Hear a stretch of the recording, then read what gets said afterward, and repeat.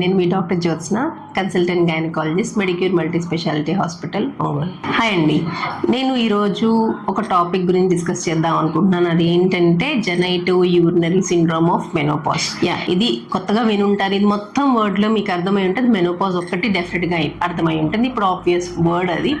So ఇది అంటే ఏంటి, దానిలో ఏ కేటగిరీ, ఏమేమి సింటమ్స్ వస్తాయి నేను ఎక్స్ప్లెయిన్ చేస్తాను. జెనైటివ్ యూరినరీ సిండ్రోమ్ ఆఫ్ మెనోపాజ్ అంటే ఏంటంటే, టిపికల్లీ ఇది మెనోపాజల్ ఉమెన్లో వస్తుంది.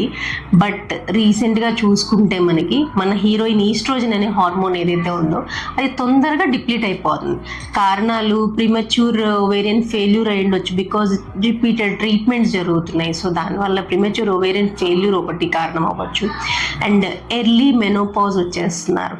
లైక్ ఎర్లీ మెనోపాజ్లో కూడా తొందరగా ఈ హార్మోన్ డెఫిషియన్సీ వచ్చేస్తుంది. అంటే యూజువల్లీ మనం ఎక్స్పెక్ట్ చేసే ఏజ్ కన్నా తొందరగా మెనోపాజ్ అటైన్ అవ్వడం వల్ల, అండ్ ఈ హార్మోన్స్ తగ్గిపోవడం. ఇంకొకటి సర్జరీస్ వల్ల, లైక్ ఉఫరెక్టమీ అంటే ఓవరీస్ యూట్రస్ హిస్టెక్టమీ చేయించుకుంటాం కదా, కొన్ని కేసెస్లో ఉఫరెక్టమీ కూడా చేయాల్సి వస్తుంది. అంటే ఓవరీస్ని కూడా తీయాల్సి వస్తుంది. అలాంటప్పుడు కూడా హార్మోన్స్ తగ్గిపోతాయి.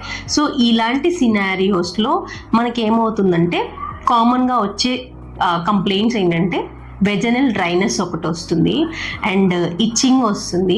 ఆ ఇంటిమేట్ ఏరియాస్లో కంటిన్యూస్గా వల్వోడైనియా అంటే పెయిన్ అనమాట. దానికి పలానా కారణం అనేది ఏమి ఉండదు. దానివల్ల పెయిన్కి సఫర్ అవుతూ ఉంటారు, మంటగా ఉందంటుంటారు, డిశ్చార్జ్ అవుతుంది అంటుంటారు.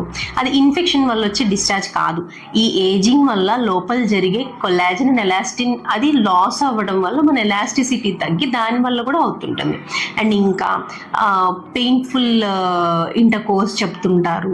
సో ఇవన్నీ కూడా. And most important above all ఏంటంటే, మోస్ట్ పెయిన్ఫుల్ కూడా ఏంటంటే ఇన్కాంటినెన్స్, అంటే యూరిన్ లీక్ అవుతూ ఉంటుంది. దగ్గినా తుమ్మినా యూరిన్ లీక్ అవుతూ ఉంటుంది.